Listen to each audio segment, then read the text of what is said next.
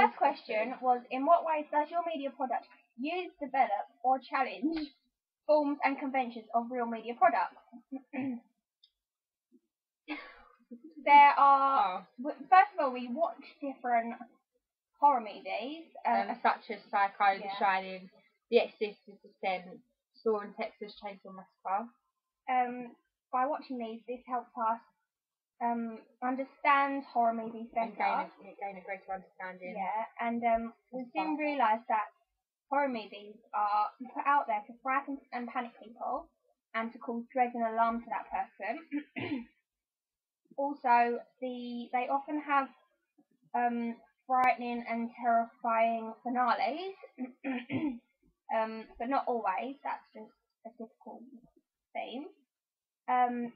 They are also done to bring out nightmares and bring out vulnerability of the audience. They feel alienated, and so they can have the fear of the unknown and the fear of death, as well as often loss of identity, which is a big problem to some people, as that's like a major thing to them. The main characters in the film normally survive till the end of the film, or something drastic will happen.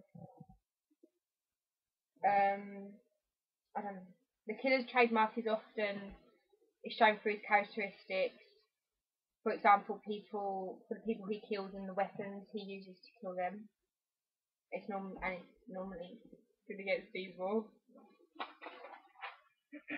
Typical events that often occur in horror films are kidnapping and killing, and also the mise-en-scene of a typical horror film is dark lighting and is set in lonely places like forests, and so mysterious and unknown. Also, like weapons, like props are often used, like weapons. They just make the film scarier because people are scared of knives and guns and that. Another convention is like masks and blood and red, colour red. Yeah, the colour red because and the colour of blood and death and danger.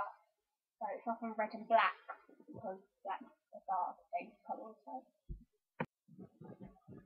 Also, for question 1, we had to discuss the narrative structure. And when watching films, narrative structure helps define the storyline. Also, the narrative structure helps the viewer understand the message conveyed within. The narrative structure is the chronological stages that progress from one stage to the other throughout the story. The narrative structure is pointed out by Todd Ford, who came up with a rule of 5 stages. These are stage 1, the equilibrium, which is the state of balance and normality in which the characters find themselves at the beginning, so they think that their life is normal and it's just every day. Stage 2 is the disruption, to which the equilibrium by some action or crisis. Stage 3 is the character's recognition that there has been a disruption, and the characters often set goals to resolve the problem. Stage 4 is the attempt to repair the disruption, which the characters try and do, which obstacles often overcome to restart the order of the situation again. And finally, stage 5 is when the situation is resolved and the conclusion is announced.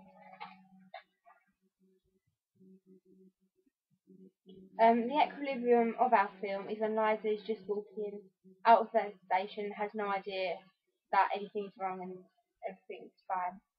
The disruption of our film is when the audience sees a stalker as it pans back round to the beginning of the alleyway, and they see the stalker just stood there. However, Liza does not know at this point that she has that stalker. The moment when the character recognises that there has been a disruption is when the TV clicks on and she starts hearing a few noises. Stage 4 is when Liza attempts to repair the disruption by texting her friend to come round to keep her company, to save her, basically. However, our opening of the film does not typically follow stage 5 of Todd Ford's theory, as the situation is not rescued, as it is just the beginning of the film, so the resolution cannot happen this early on in the film. Our film typically does follow the narrative structure, however breaks stage 5 as it is just the opening sequence of the film. If we was to film the rest of our film, then it would follow all of the narrative structure as this is a typical structure, but however, as it is only the opening of our film, we cannot have stage 5 as it wouldn't keep the audience hooked. It would just be too short. For our opening sequence, we didn't use any specific narrative technique, but we did use cross-cutting during the alleyway sequence with Jack's, the stalker's point of view, and Liza's point of view, which we joined together, which made it look more realistic with the point of views, and to understand, to show the audience that to get a feel of the characters, to get the characters feel from the audience. The character roles we included is that the victim is Liza, and she's the one being stalked, and she's the one the stalker is after. The stalker is seen as the villain, as he is out to cause harm to Liza as he's stalking her. They move the narrative along as they are very strong characters. We don't have many characters in our film, however, as they're so strong, it makes up for the amount because it's a lack of characters. Yeah, it's quality not quantity. An opening sequence that we gained is great inspiration from, and we feel our film is linked to, and we can compare to, is the opening sequence of The Grudge. Our opening sequence compared to this, as this also was in just the beginning of the film, it grabs the attention of the audience by in the first few seconds. Yeah, by something scary happening, like weird music and a lonely house, which is just eerie, just like ours is. Which we see schoolgirls go into. Yeah, so that can relate to our film, as we try to create a sense of eeriness within the first few seconds of our film. And similar conventions that they have used with the music and the setting. Yeah. The setting. The pace of the film is quite a mixture of both fast and slow. We believe that it starts off slow, but then it gets faster as the point of view shots start to take place during the alleyways. We needed a fast pace as we needed a fast pace as we feel it's fitted with the conventions. Yeah, and also we could only do. It was like just over 2 minutes. Yeah, we could only do it in a certain amount of time, so we couldn't have a really slow pace as we just didn't have the time to do this. The colours of our film are fairly dark, as most of it was set in the night time. Apart from when Liza walks into the house, that's when the lightest parts are.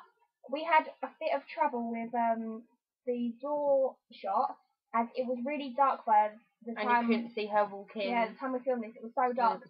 So, but we solved this by switching on Carmen's mum's car headlights. And we also edited in like the brightness. We brightened it up. So it was bright in the end. Yeah, which it also showed like a bit of grey, dark shot, which like added to the convention of the horror. The shooting.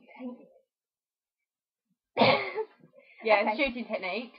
The shooting techniques we used. Well, we tried to do a variety of camera shots and angles. Both myself and Carmen shot all of the scenes. We had no help from other team members. But we took in turns, and we think we've done a really good job. Yeah, we've used like a mixture of wide shots, long shots, point of view shots, which we thought sound really well. And also there was a shot which was Alex's idea of putting the camera inside the fridge, seeing Liza's reaction when TV turned on in the background, and Harry's idea of putting the camera on the floor. Yeah, it was good. And we also did High angle. Yeah, high angle shots. We just wanted to add some variety in there to grab the audience attention, really. And the editing techniques we used Final Cut, and we practically all took in turns to muck around with this software. However, Alex was our main editor, as he knows it. He basically taught us how to use it, and then we all can all do it now, though, can't we? Yeah, we all took it from there. What else did we add in for editing? Oh. We cut the scenes, put the scenes together, then cut them, decided which worked well. Yeah, which didn't work. We deleted the ones we didn't think fit in. Even once we'd filmed stuff, we deleted stuff that we didn't think fitted in well with it.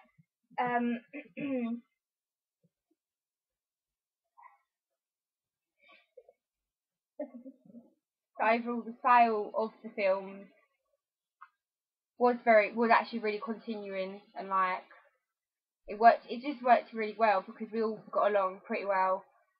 Although me and Ella did film all of the shots, the boys chipped in with the editing.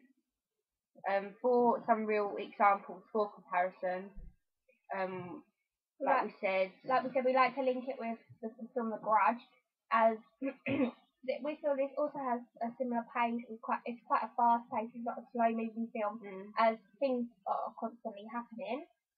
Also, again, the colours in that film are very dark. Yeah, they're dull. very dark and dull, just like a horror film should be. Therefore, we use this as inspiration, really. Yeah.